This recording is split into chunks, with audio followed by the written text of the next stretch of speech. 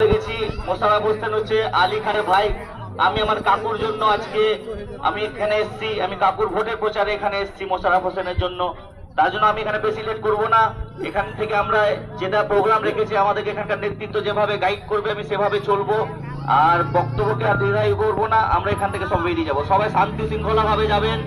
কোনো কিছু আমরা সবাই তৃণমূলের সৈনিক, আমরা সবাইকে দেখাবো যে আমরা শিক্ষিত সমাজে বাস করি।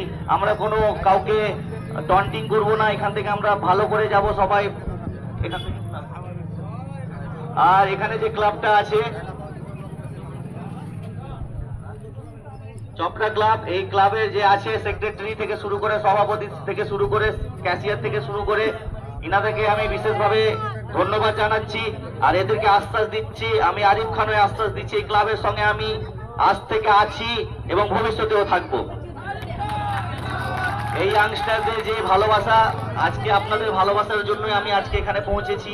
আপনাদের আশীর্বাদ করবেন, ছোট বলে যদি কিছু ভুল হয়ে থাকে তো ক্ষমা করবেন। এখানে বড় উচ্চ নেতৃত্বরা আছেন, আপনারা যেভাবে ভালোবাসা দিলেন আমি সত্যি আপ্লুত। তার জন্য আমাকে যেভাবে নির্দেশ দিবে আমি সেই নির্দেশটাকে পালন করে আমি এগিয়ে যাব। চলুন সবাই মিলে এগিয়ে যাই, শান্ত শৃঙ্খলা ভাবে এগিয়ে যাই। ঠিক আছে, ঠিক আছে।